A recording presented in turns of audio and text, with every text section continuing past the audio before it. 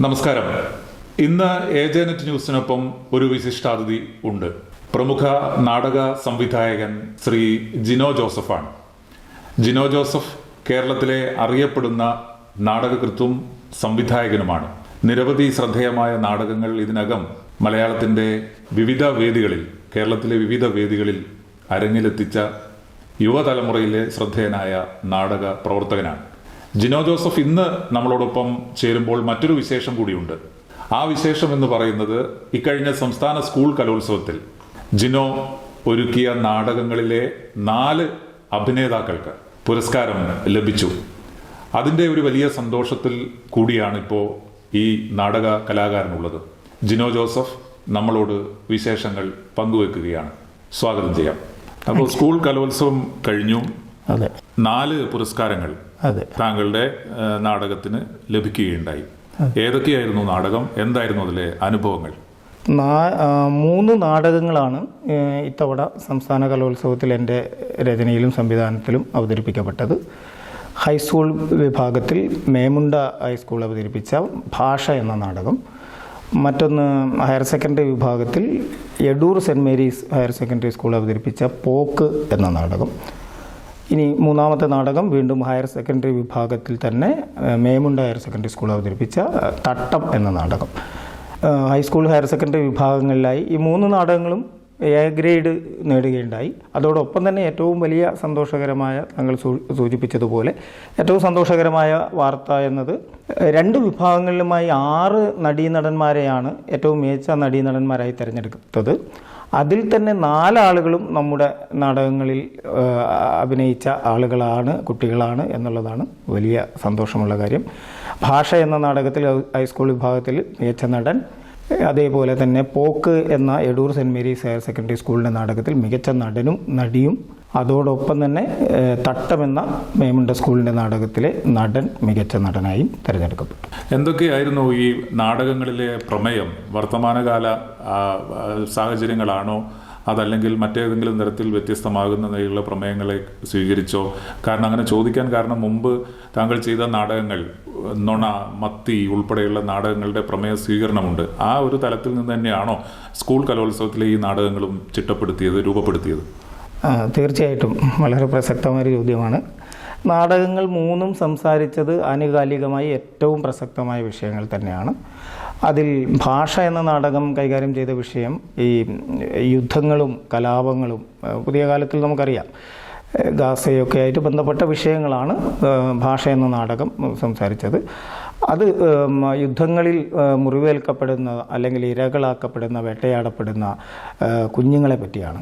നിരപരാധികളായ കുട്ടികൾ ഉപദ്രവിക്കപ്പെടുന്നത് ഒരു തരത്തിലും നീതീകരിക്കാനാവില്ല, ജസ്റ്റിഫൈ ചെയ്യാനാവില്ല എന്നുള്ളൊരു മെസ്സേജാണ് ആ നാടകം പറയുന്നത്. അതിന് വളരെ വ്യത്യസ്തമായ രംഗഭാഷയും വ്യത്യസ്തമായ തരത്തിലുള്ള കഥാഗതിയുമൊക്കെ കൊണ്ടാണ് ആ നാടകം ഏറെ പ്രേക്ഷക ശ്രദ്ധ നേടിയത്. മാത്രമല്ല, നമ്മുടെ ഒരു പതിവ് നാടക രീതിയിൽ നിന്ന്, എൻ്റെ തന്നെ ഒരു പതിവ് ശൈലികളിൽ നിന്നൊക്കെ വ്യത്യസ്തമായിട്ട് വല്ലാതെ ഒരു നൊമ്പരപ്പെടുത്തിക്കൊണ്ട് പ്രേക്ഷകരെ, തുടക്ക സമയത്ത് ഹ്യൂമറിൻ്റെയൊക്കെ ഒരു മേമ്പൊടിയോടെ പോയെങ്കിലും നാടകം തുടങ്ങി അല്പസമയം കഴിഞ്ഞതിന് ശേഷം ആളുകൾ വല്ലാതെ വിങ്ങിപ്പൊട്ടുന്ന തരത്തിലേക്ക് ആ നാടകത്തിലെ പല രംഗങ്ങളും വന്നു ചേർന്നു. അതുമാത്രമല്ല, അത്തരമൊരു മുറിവ്, ഒരു വേദന ആളുകളുടെ ഉള്ളിൽ അവശേഷിപ്പിച്ചുകൊണ്ടാണ് ആ നാടകം അവസാനിച്ചത്.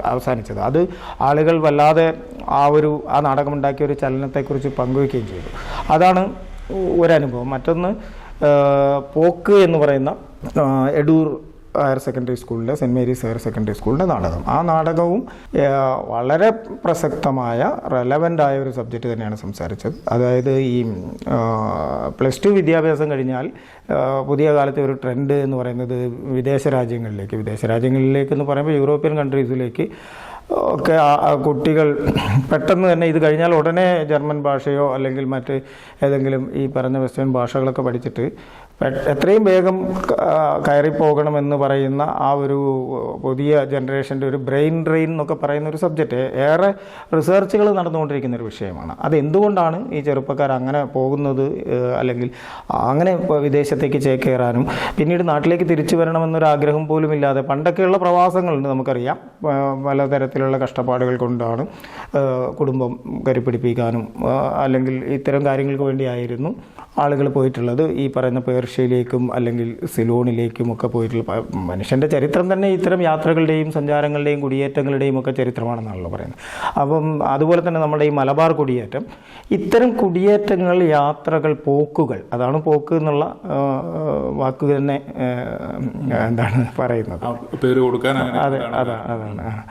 അപ്പോൾ ഈ പഴയകാല കുടിയേറ്റത്തിൻ്റെ ആളായിട്ടുള്ള ഈ അമ്മയും പുതിയ കാല കുടിയേറ്റത്തിൽ അതിനുവേണ്ടി വെമ്പൽ കൊണ്ടു നിൽക്കുന്ന മകനും അവർക്കിടയിലെ സംഘർഷങ്ങളും അവരുടെ എന്താണ് ഗൃഹാതുരതകളും മറ്റേ പുതിയ ആളുകളുടെ, പുതിയ ചെറുപ്പക്കാരുടെ ഈ നാട്ടിൽ നിൽക്കാൻ പറ്റാത്ത മാനസിക പ്രശ്നങ്ങളുമൊക്കെ അത് ഒരുപാട് ചർച്ച ചെയ്യപ്പെട്ടുകൊണ്ടും റിസർച്ചുകൾ നടന്നുകൊണ്ടിരിക്കുന്ന വിഷയമാണ്. എന്തുകൊണ്ടാണ് എന്നുള്ളത് പല കാര്യങ്ങളുണ്ട്. അതിന് എന്താണ് അതിലേക്ക് പ്രേരിപ്പിക്കുന്ന പല ഘടകങ്ങളും ഉണ്ടെന്നാണ് പഠനങ്ങൾ കണ്ടെത്തിയിട്ടുള്ളത്.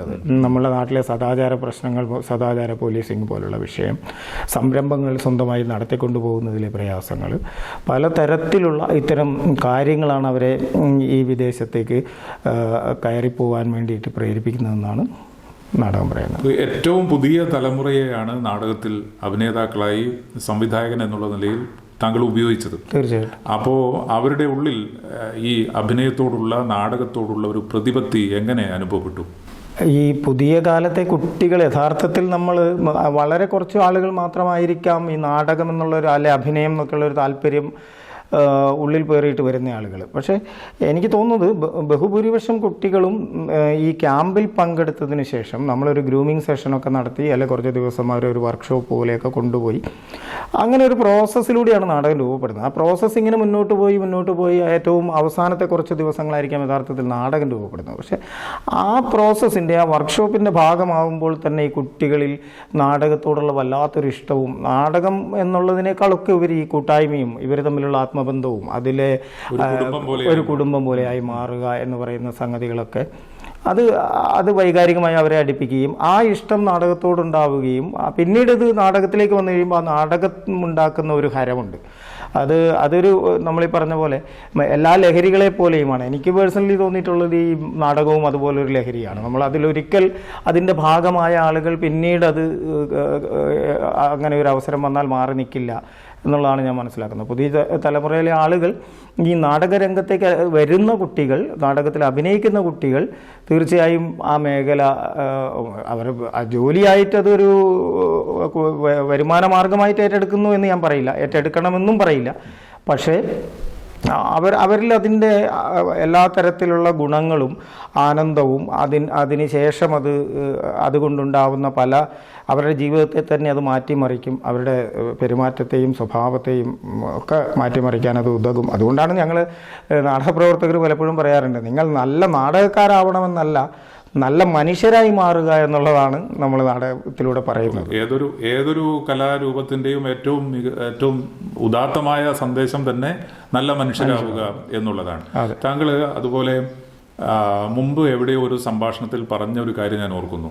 നാടകത്തിൽ ഈ ചാരുകസേരയിൽ ഇരുന്ന് നാടകം കാണുന്ന കാലം കഴിഞ്ഞു, അത് മാറി, കാഴ്ചശീലങ്ങൾ മാറി.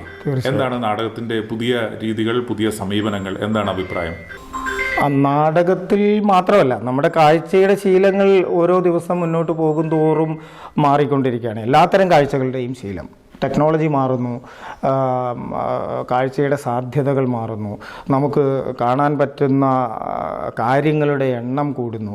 ഇങ്ങനെ പലതരത്തിലുള്ള സാധ്യതകൾ തുറന്ന് ഇട്ട ഒരു കാലത്ത് നമ്മൾ പഴയ രീതിയിലുള്ള സങ്കേതങ്ങളും പഴയ രീതിയിലുള്ള അതേ ശൈലികൾ മാത്രം അവലംബിച്ചുകൊണ്ടേ മുന്നോട്ട് പോകുമെന്ന് വാശി പിടിച്ചാൽ പ്രേക്ഷകർ സ്വാഭാവികമായും നാടകത്തിൽ നിന്ന് അകന്നു പോകും. അതൊക്കെ തന്നെയാണ് നാടകത്തിൽ നിന്നൊരു പരിധിവരെ പ്രേക്ഷകരെ അകറ്റിയത്.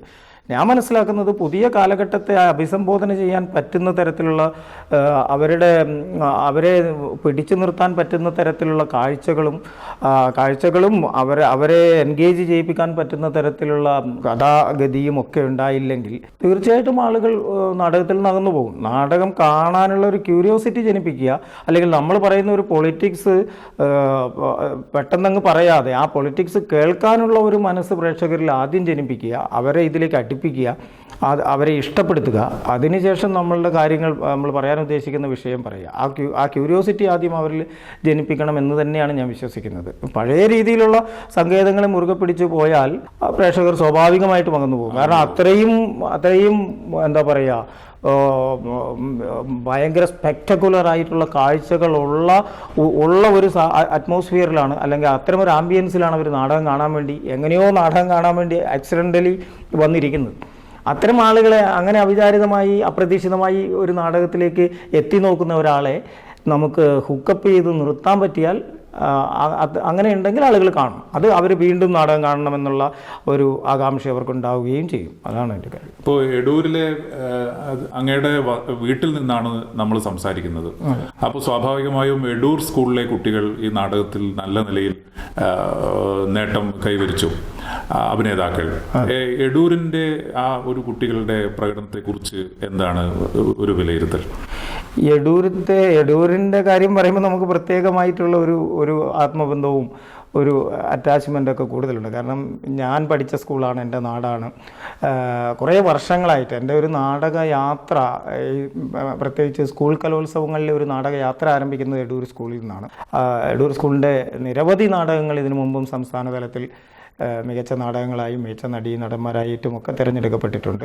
സുല്ല്, പൊറോട്ട, മാങ്ങാണ്ടി, സുമേഷ്, വാൾപോസ്റ്റ്, അടവ് പോലെയൊക്കെയുള്ള നിരവധി നാടകങ്ങൾ ചെയ്തിട്ടുള്ള സ്കൂളാണ് എടൂർ സ്കൂള്.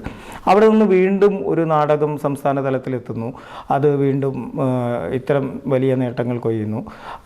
അപ്പോൾ അത് വലിയ സന്തോഷമുള്ള കാര്യമാണ്. അപ്പം ആ ഒരു പാരമ്പര്യം കാക്കുന്ന രീതിയിൽ അസാധ്യമായ പ്രതിപാദനരായിട്ടുള്ള കുട്ടികളായിരുന്നു ഈ തവണ നാടകത്തിൽ ഉണ്ടായിരുന്നത് എന്നുള്ളതും വലിയ സന്തോഷമാണ്. വളരെ കൃത്യമായ അർഹതയ്ക്കുള്ള അംഗീകാരം എന്ന് പറയുന്നത് പോലെ ഇതേ നാടകത്തിലെ കുട്ടികൾക്ക് ജില്ലയിൽ 2 കുട്ടികൾ മികച്ച നടന്മാരായും 1 കുട്ടി മികച്ച നടിയായിട്ടും തിരഞ്ഞെടുക്കപ്പെട്ടിരുന്നു. അപ്പം അത്രയും മികച്ച പെർഫോമേഴ്സാണ്. അവരാരും ബേസിക്കലി നാടക പശ്ചാത്തലമുള്ളവരൊന്നും ആയിരുന്നില്ല. പക്ഷേ ഇതിൻ്റെ ഭാഗമായിട്ട് ആദ്യമായിട്ട് നാടകം കളിക്കുന്നവരൊക്കെ തന്നെയാണ്. ഈ ക്യാമ്പിൻ്റെ ഭാഗമായി, പ്രോസസ്സിൻ്റെ ഭാഗമായി രൂപപ്പെട്ടു വന്നവരാണ് എല്ലാവരും. അപ്പോൾ അതിലേക്ക് വന്നതിന് ശേഷം അവർ കാണിച്ചിട്ടുള്ള ആത്മാർത്ഥത, അതിനോടുള്ള പാഷൻ, അത് പറഞ്ഞറിയിക്കാൻ പറ്റാത്തതാണ്. അപ്പോൾ അതിൻ്റെ റിസൾട്ടാണ് അവർക്ക് കിട്ടിയതെന്ന് വേണം പറയാൻ. തീർച്ചയായും നാടക സംഘങ്ങൾ എന്ന് പറഞ്ഞാൽ നാടക കൂട്ടായ്മകൾ കേരളത്തിൽ ഒരു കാലത്ത് നല്ല നിലയിൽ സജീവമായിരുന്നു. ഇപ്പോഴും ഇല്ല എന്നല്ല, പക്ഷേ ഒരു നാടകം എന്നുള്ള നിലയിൽ ഒരു സജീവമായ ഒരു നിലയിൽ നിന്നു പോകാൻ പുതിയ കാലത്തെ ജീവിത രീതികൾ ഉൾപ്പെടെ, സമീപനത്തിൽ വന്ന മാറ്റങ്ങൾ ഉൾപ്പെടെ ഒരു വിഘാതം സൃഷ്ടിക്കുന്നുണ്ടോ? അങ്ങനെ ഒരു മുഴുവൻ സമയം ഒരു നാടക പ്രവർത്തകനായി നിൽക്കാൻ കഴിയുന്ന തരത്തിൽ സാഹചര്യം ഇപ്പോൾ നിലനിൽക്കുന്നുണ്ടോ? എന്താണ് അങ്ങയുടെ അഭിപ്രായം? ഈ പറഞ്ഞ കാര്യങ്ങളിൽ യാഥാർത്ഥ്യമുണ്ട്. യഥാർത്ഥത്തിൽ ആ ഒരു മുഴുവൻ സമയ നാടക പ്രവർത്തകനായി ഒരാൾക്ക് നിലനിൽക്കാമോ എന്ന് ചോദിച്ചാൽ അതിന് രണ്ട് ഉത്തരങ്ങളുണ്ട്. ഒരു പക്ഷേ നമുക്കത് പറ്റില്ല എന്നും എന്നാൽ പറ്റുമെന്നും പറയാം. അങ്ങനെ പറ്റുമെന്ന് പറഞ്ഞിറങ്ങി തിരിച്ച ഒരാളാണ് ഞാൻ. നാടക പ്രവർത്തനത്തിലൂടെ മാത്രമാണ് ഇപ്പം ഞാൻ മുന്നോട്ടേക്ക് പോയിക്കൊണ്ടിരിക്കുന്നത്. മറ്റൊന്ന്, അതിൻ്റെ ഒരു പ്രായോഗികമായ നാടകത്തിൻ്റെ സ്വീകാര്യത, അതിന് ലഭിക്കുന്ന വേതനം, തീർച്ചയായിട്ടും ഫിനാൻഷ്യൽ ആയിട്ടുള്ള കാര്യങ്ങളൊക്കെ വളരെ പ്രധാനപ്പെട്ട കാര്യമാണ്. അപ്പം ഈ എന്നാൽ ഈ നാടകങ്ങൾ ഇല്ലാതാവുന്നു, നാടകക്കാരന് പിടിച്ചേക്കാൻ പ്രയാസമാണെന്ന് പറയുന്ന കാലഘട്ടത്തിലും നമുക്ക് അത്തരത്തിലുള്ള നാടകങ്ങൾ ഉണ്ടാവുകയും അത്തരത്തിലുള്ള അതിനെ പ്രേക്ഷകരിലേക്ക് എത്തിക്കുകയും ചെയ്താൽ തീർച്ചയായും കാര്യങ്ങൾ കൂടുതൽ മെച്ചപ്പെടുത്താനാവുമെന്നുള്ളതാണ്. ഇപ്പോൾ പിന്നെ ഈ സൂചിപ്പിച്ചതുപോലെ പുതിയ കാലഘട്ടത്തിലെ ആളുകളുടെ ജീവിത സാഹചര്യം, തിരക്കുകൾ, അതിനിടയിൽ നമുക്ക് അങ്ങനെ ഒരു നാടകം കാണാനുള്ള സമയമുണ്ടോ എന്നുള്ളത് പോലും വളരെ പ്രസക്തമായ ചോദ്യമാണ്. പക്ഷേ അത്തരത്തിൽ കാണപ്പെടേണ്ടതൊന്നാണ് മാത്രമാണ് ഈ നാടകം ഇന്ന നാടകം എന്ന് പറഞ്ഞാൽ ആളുകൾ അതിന് തയ്യാറാവുമെന്നുള്ളത് വലിയ വലിയ സാക്ഷ്യമാണ്. അത് നമ്മൾ പല സമയങ്ങളിലും അത്തരം അവതരണങ്ങൾ നടത്തിയ സമയത്ത് നമുക്ക് ഉൾക്കൊള്ളാനാവാത്ത അത്ര വലിയ ക്രൗഡ് നാടകം കാണാൻ വേണ്ടിയിട്ട് ടിക്കറ്റ് എടുത്ത് ക്യൂ നിന്ന് നാടകം കാണുന്ന അവസ്ഥ ഈ സമീപകാലത്ത് എൻ്റെ അനുഭവത്തിൽ തന്നെ ഉണ്ടായിട്ടുണ്ട് ഒരുപാട്. അപ്പം അങ്ങനെയും ആളുകൾ തയ്യാറാവുന്നുണ്ട്. നിർബന്ധമായും ടിക്കറ്റ് എടുത്തുകൊണ്ട് വിദേശ രാജ്യങ്ങളിലൊക്കെ അങ്ങനെയാണ്. നാടകത്തിൻ്റെ ടിക്കറ്റുകൾ കിട്ടാനില്ലാത്ത അവസ്ഥ, അല്ലെങ്കിൽ ചില വെഡ്ഡിങ് ഗിഫ്റ്റായിട്ടൊക്കെ ഈ നാടകങ്ങളുടെ എൻട്രി പാസുകൾ കൊടുക്കുക എന്നൊക്കെ പറയുന്ന പോലെ അത്രയും വാല്യൂ ചെയ്യപ്പെടുന്ന ഒരു കലാരൂപമാണ്. അതിനെ നമുക്കും അങ്ങനെ ആക്കി മാറ്റണം. ഈ വാല്യൂ ചെയ്യപ്പെടേണ്ടതാണെന്നുള്ളൊരു ബോധ്യം പറഞ്ഞു കേൾപ്പിക്കുകയല്ല, അത് ചെയ്ത് കാണിക്കുമ്പോഴാണ്, അല്ലെങ്കിൽ അത് കാണുന്ന പ്രേക്ഷകന് ബോധ്യപ്പെടുമ്പോഴാണ് അത് ശരിയായി വരുന്നത്. തീർച്ചയായും. നാടകത്തിൽ ഏറ്റവും പുതിയ വർക്ക് എന്താണ്? എല്ലാ കലാകാരന്മാരോടും സാധാരണ ചോദിക്കുന്ന ഒരു ചോദ്യമാണ്, എങ്കിൽ പോലും ഞങ്ങൾക്ക് അറിയാനുള്ള ഒരു കൗതുകം കൊണ്ട് ചോദിക്കുകയാണ്. എന്താണ് ഏറ്റവും പുതിയ പ്രവർത്തനം? എന്താണ്? ഏതാണ് പ്രമേയം? അങ്ങനെ ആലോചിച്ചോ? അതല്ല സ്കൂൾ കലോത്സവത്തിൻ്റെ ആ ഒരു വിജയത്തിൻ്റെ ഒരു സന്തോഷത്തിൽ ഇങ്ങനെ നിൽക്കുകയാണോ? സ്കൂൾ കലോത്സവം മാത്രമല്ല, ഇപ്പം ഞാൻ ഈ അടുത്ത കുറേ നാളുകളല്ല, കുറച്ച് 2-3 വർഷങ്ങളായിട്ട് ഞാൻ നിരന്തരമായിട്ട് ഒരുപാട് നാടകങ്ങൾ ഇങ്ങനെ ചെയ്തുകൊണ്ടിരിക്കുകയാണ്. സ്കൂള് മാത്രമല്ല, അതിനു മുമ്പ് അഗ്രികൾച്ചറൽ യൂണിവേഴ്സിറ്റി പോലുള്ള മത്സരം, അങ്ങനെ കഴിഞ്ഞ വർഷമാണെങ്കിൽ കുടുംബശ്രീയുടെ മത്സരം, ഇങ്ങനെ പല വിഭാഗത്തിൽപ്പെട്ട നാടകങ്ങൾ ഇങ്ങനെ ചെയ്തുകൊണ്ടേയിരിക്കുകയാണ് നിരന്തരമായിട്ട്. അപ്പം അതിനിടയിൽ 1-2 നാടകങ്ങൾ വിദേശത്തും ഇപ്പോൾ കുറച്ച് നാൾ മുമ്പ് ചെയ്തിരുന്നു. അപ്പം നിരന്തരമായിട്ട് നാടകങ്ങളുമായിട്ട് പോയിക്കൊണ്ടേയിരിക്കുകയാണ്. ഇനിയിപ്പം ഒന്ന് ശാന്തമായിട്ട് വേണം പുതിയൊരു പ്രോജക്റ്റിനെ പറ്റി 1-2 പ്രോജക്റ്റുകൾ നാടകവുമായിട്ട് ബന്ധപ്പെട്ട് തന്നെ കുറച്ചും കൂടി വലിയ ക്യാൻവാസിലുള്ള കാര്യങ്ങൾ വളരെ ഗൗരവത്തിൽ ആലോചിച്ചുകൊണ്ടിരിക്കുകയാണ്. അതിൻ്റെ പണിപ്പുരയിലാണ്. ഈ കലോത്സവ തിരക്കുകൾ കഴിഞ്ഞിട്ട് അതിലേക്ക് ഇറങ്ങാമെന്നുള്ള ചിന്തയിലിരിക്കുകയാണ്. തീർച്ചയായും. ഒറ്റ കാര്യം കൂടി, ഞാൻ താങ്കളെ ശ്രദ്ധിച്ച് തുടങ്ങിയത് കൂത്തുപറമ്പിൽ മത്തി അല്ലെങ്കിൽ നുണ, ഇതിലേതോ ഒരു നാടകം അതുമായി ബന്ധപ്പെട്ട മത്തി, മലയാള കലാനിലയം, ആ മത്തി എന്ന നാടകം പല കാലങ്ങളിൽ പല രീതിയിൽ ചർച്ച ചെയ്യപ്പെട്ടു എന്നാണ് തോന്നുന്നത്. ഇപ്പോഴും അത് അവതരിപ്പിക്കുന്നുണ്ടോ? എന്താണ് അതിൻ്റെ ഒരു നിലവിലെ? മത്തി ഇപ്പോൾ അവതരിപ്പിക്കുന്നില്ല. ആ നാടകം ഒരുപാട് വേദികളിൽ അവതരിപ്പിക്കപ്പെട്ട നാടകമാണ്. കേരള സംഗീത നാടക അക്കാദമിയുടെ അവാർഡും മഹീന്ദ്ര അവാർഡും ഒക്കെ കിട്ടിയ നാടകമാണ്. അതിനുശേഷം ഡൽഹിയിൽ നടന്ന ഭാരതരംഗ മഹോത്സവത്തിലും നിരവധി വേദികളിലും തിരുവനന്തപുരം മുതൽ ഇങ്ങോട്ട് പല ബാംഗ്ലൂരിലൊക്കെ അവതരിപ്പിക്കപ്പെട്ട നാടകമാണ്.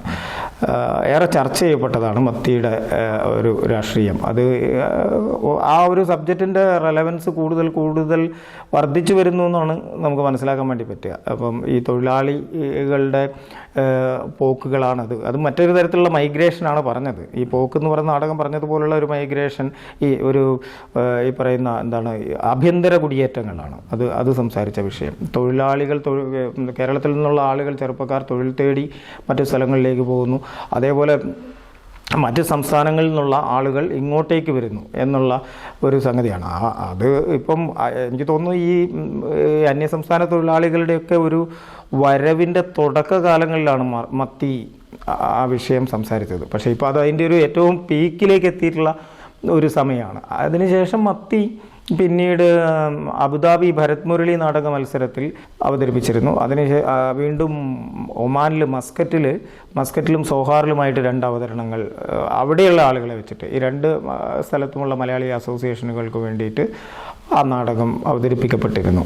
വീണ്ടും ചില അവതരണങ്ങൾ പല ആളുകളും ഇങ്ങനെ വിദേശത്തു നിന്നൊക്കെ ആയിട്ടുള്ള ചർച്ചകൾ ഇങ്ങനെ വരുന്നുണ്ട്. തീർച്ചയായും ഇതാണ് ജിനോ ജോസഫ് എന്ന നാടക പ്രവർത്തകന്റെ അനുഭവങ്ങൾ, നാടക സഞ്ചാരത്തിനിടയിലെ അനുഭവങ്ങൾ. പുതിയ നാടകത്തിന്റെ ആലോചനയിലാണ്. സ്കൂൾ കലോത്സവത്തിലെ പ്രധാനപ്പെട്ട നേട്ടങ്ങൾക്ക് ശേഷം അതുമാത്രമല്ല, അദ്ദേഹം ഇവിടെ സൂചിപ്പിച്ചതുപോലെ മുൻകാലങ്ങളിൽ നിരവധി ശ്രദ്ധേയമായ നാടകങ്ങൾ ആസ്വാദകർക്ക് സംഭാവന ചെയ്ത, പുതിയ കാലത്തിന്റെ രാഷ്ട്രീയം കൃത്യമായി അടയാളപ്പെടുത്തുന്ന നാടകങ്ങളാണ് ജിനോ ജോസഫ് ഒരുക്കുന്നത് എന്നുള്ളതാണ് ആ കലാകാരന്റെ ഏറ്റവും വലിയ പ്രത്യേകത. എൻ്റെ കൂടെ ക്യാമറ പേഴ്സൺ അഫ്ലയുണ്ട്. ഞങ്ങൾ രണ്ടുപേരും ഇപ്പോൾ ജിനോ ജോസഫിൻ്റെ വിശേഷങ്ങൾ ചോദിച്ചറിഞ്ഞു. ഏതായാലും പ്രേക്ഷകർക്ക് വേണ്ടി എല്ലാവിധ ആശംസകളും നേരുകയാണ്. Thank you. ഒരുപാട് സന്തോഷം. നന്ദി. Thank you so much. Kannur BMH care at home ഇനി മുതൽ ഒരൊറ്റ ഫോൺ കോളിൽ രോഗി പരിചരണം വീട്ടിലെത്തും. പരിചയസമ്പന്നരായ നഴ്സുമാരുടെയും ഡോക്ടർമാരുടെയും മറ്റ് വിഭാഗങ്ങളുടെയും സേവനം വിളിക്കൂ 9061 423 423. Baby memorial hospital, Kannur. BMH at home 9061 423 423.